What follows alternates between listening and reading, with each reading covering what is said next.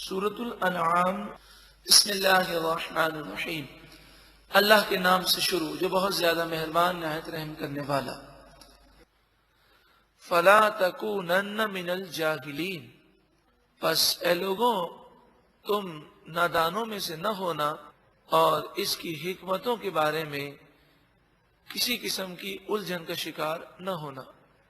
نصیحت کون قبول کرتا ہے؟ انما یستجیب الذین یسمعون، نصیحت تو وہی قبول کرتے ہیں جو غور سے سنتے ہیں، اور کافر غور سے سننے کو تیار نہیں ہوتے، اور ان کے دل نصیحت کو قبول کرنے سے مردہ ہیں۔ اس آیت کریمہ کے تحت مفسرین بیان فرماتے ہیں کہ قرآن پاک جب بھی سنیں غور سے سنیں، توجہ قرآن پاک کی طرف رکھیں۔ جب قرآن پاک غور سے سنا جائے تو قرآن پاک دلوں کو نرم کر دیتا ہے۔ والموت، اور کافر جو دل کے مردہ ہیں، مردہ دل ہیں، انہیں اللہ تعالی جسمانی موت دے گا، اور پھر یبعثہم اللہ، اللہ انہیں اٹھائے گا کل بروز قیامت۔ ثم الیہ یرجعون، پھر وہ اللہ ہی کی طرف لوٹائے جائیں گے۔ وقالوا، اور کافر بولے، لولا نزل علیہ آیۃ من ربہ، ان کے رب کی طرف سے کوئی نشانی ان پر نازل کیوں نہ ہوئی؟ قل، اے محبوب آپ فرمائیے، ان اللہ قادر علی ان ینزل آیہ، بے شک اللہ تعالی آیت نشانی نازل کرنے پر قادر ہے۔ ولیکن اکثرہم لا یعلمون، لیکن اکثر لوگ جانتے نہیں ہیں۔ مراد یہ ہے کہ یہ جو نشانی طلب کرتے کہ آسمان سے فرشتہ اترے اور ہمیں بتائے کہ یہ سچے نبی ہیں، پھر کبھی کہتے کہ ہم غریب ہیں، ہمیں مالدار بنا دیجئے، ہمارے لیے ایک سونے کا باغ بنائیے جس کی سیڑھیاں چاندی کی ہوں، اور اوپر سے آسمان سے ایک کتاب اترتی ہوئی نظر آئے اور ہم اپنی آنکھوں سے دیکھیں تو ہم ایمان لائیں گے۔ کبھی کیا کہتے، کبھی کیا کہتے، اس طرح کے مختلف وہ مطالبات وہ کیا کرتے۔ یہ مطالبات کرتے اور وہ مطالبات پورے نہ ہوتے تو یہ اعتراضات کرتے اور کہتے کہ کوئی نشانی کیوں نہیں نازل ہوتی، حالانکہ اللہ تعالیٰ نے نبی اکرم صلی اللہ علیہ وآلہ وسلم کو جو قرآن پاک عطا فرمایا، قرآن کی ہر آیت کو ہم آیت کہتے ہیں۔ کبھی آپ نے اس کے معنی پہ غور کیا؟ آیت کے معنی ہی نشانی ہے، تو قرآن کی ہر آیت ایک نشانی ہے۔ اور کیسی نشانی ہے کہ قرآن پاک نے چیلنج کیا کہ اگر تم یہ سمجھتے ہو کہ یہ بندے کا کلام ہے تو ایک آیت جیسی بنا کے دکھاؤ، وہ نہ بنا سکے۔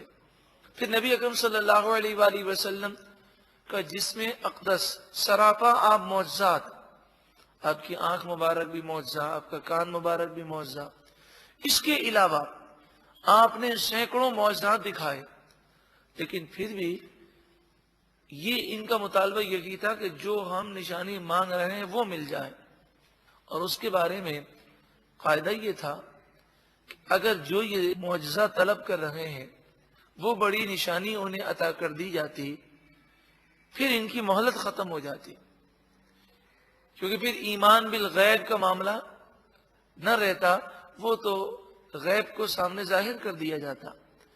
پھر اگر وہ ایمان نہ لاتے تو اجتماعی کافروں پر عذاب آتا، اور جس طرح طوفان نوح میں حضرت نوح علیہ السلام کا انکار کرنے والے ہلاک ہو گئے، پوری دنیا کے کافر ہلاک ہو جاتے۔ اور نبی اکرم صلی اللہ علیہ وآلہ وسلم تو رحمت للعالمین ہے۔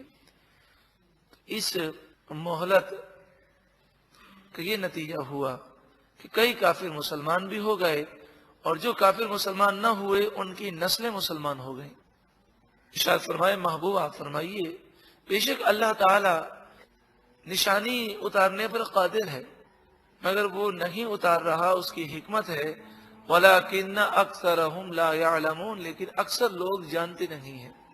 وَمَا مِن دَابَّةٍ فِي الْأَرْضِ وَلَا طَائِرٍ يَطِيرُ بِجَنَاحَيْهِ، ارشاد فرمایا زمین میں چلنے والا جانور اور وہ پرندہ جو اپنے پروں سے اڑ رہا ہے، الا امم امثالکم، وہ تمہاری طرح مخلوق ہیں، تمہاری طرح مخلوق ہیں، تمہاری مثل امتیں ہیں۔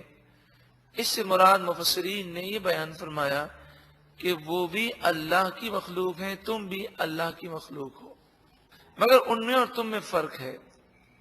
ایک لحاظ سے یہ کہ ان کی زندگی یہی دنیا کی زندگی ہے، پھر مر کر مٹی میں مل جانا ہے، دوبارہ اٹھنا نہیں ہے، اور تمہیں اٹھنا ہے، جنت یا جہنم میں سے کسی ایک جگہ پر جانا ہے۔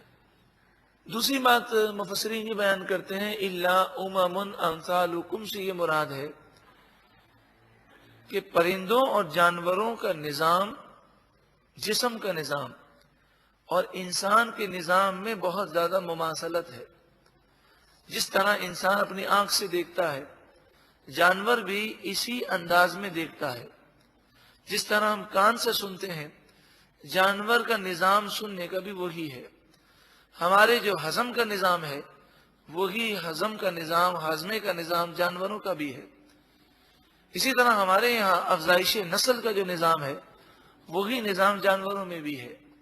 لیکن اگر انسان اللہ کی معرفت نہ رکھے اور شریعت کے مطابق زندگی نہ گزارے تو اس میں اور جانور میں کیا فرق باقی رہ جاتا ہے؟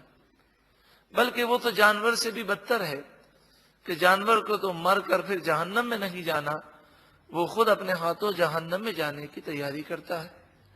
ارشاد فرمایا وَمَا مِن دَابَّةٍ فِي الْأَرْضِ وَلَا طَائِرٍ يَطِيرُ بِجَنَاحَيْهِ إِلَّا أُمَمٌ أَمْثَالُكُمْ، زمین میں چلنے والے جانور اور وہ پرندے جو اپنے پروں سے اڑتے ہیں، تمہاری طرح وہ مخلوق ہیں۔ ما فرطنا فی الکتاب من شیء، ہم نے اس کتاب میں کسی چیز کو باقی نہ رکھا، قرآن پاک میں ما کانا ما یکون کا علم ہے، اولین آخرین کے علوم کے خزانے ہیں۔ ثم الی ربہم یحشرون، پھر اپنے رب کی طرف وہ لوٹائے جائیں گے، جمع کیے جائیں گے۔ والذین کذبوا بآیاتنا، وہ لوگ جنہوں نے ہماری آیتوں کو جھٹلایا۔ صم و بکم، بہرے ہیں اور گونگے ہیں۔ فی الظلمات، اندھیروں میں ہیں۔ آنکھ تو ہے، آنکھ دیکھتی بھی ہے، لیکن حق دیکھنے سے ان کی آنکھ اندھی ہے۔ کان بھی ہیں، کان سنتے بھی ہیں، لیکن حق اور ہدایت کی بات سننے اور سمجھنے سے کان آری ہیں۔ من یشاء اللہ یضلل، جسے اللہ چاہے گمراہ فرما دیتا ہے۔ مراد یہ ہے کہ جب کوئی شخص گناہ کرتا ہے اور اللہ ناراض ہو جاتا ہے تو پھر ہدایت اس کے مقدر میں باقی نہیں رہتی۔ وَمَن يَشَاء يَجْعَلْهُ عَلَى صِرَاطٍ مُسْتَقِيمٍ، اور جسے وہ چاہتا ہے سیدھے راستے پر کر دیتا ہے۔ اهْدِنَا الصِّرَاطَ الْمُسْتَقِيمَ، اے پروردگار ہمیں سیدھے راستے پر چلنے کی توفیق عطا فرما۔ یہ بار بار عذاب مانگتے اور کہتے کہ اللہ کا عذاب کب آئے گا، اور جیسا کہ میں پہلے عرض کر چکا سورۃ الانعام مکہ مکرمہ میں نازل ہوئی، اور اس زمانے میں جو حالات تھے کہ کفار مکہ شرک کیا کرتے، بتوں کی پوجا کرتے، اور پھر کہتے کہ ہم غلط کر رہے ہیں تو ہم پر اللہ کا عذاب کیوں نہیں آتا۔ قل، اے محبوب آپ فرمائیے، آئیتکم، ذرا تم بتاؤ، ان اتاکم عذاب اللہ، اگر تم پر اللہ کا عذاب آ جائے، او اتتکم الساعہ، یا تم پر قیامت آ جائے، اغیر اللہ تدعون، کیا اللہ کو چھوڑ کر بتوں کی اس وقت پوجا کرو گے؟ ان کنتم صادقین، اگر تم سچے ہو۔ ایسا نہیں ہوگا، کیونکہ ان کا ضمیر خود ملامت کرتا ہے کہ ہم غلط کام کر رہے ہیں، تو ایسے عذاب کے وقت وہ اللہ ہی کو یاد کریں گے۔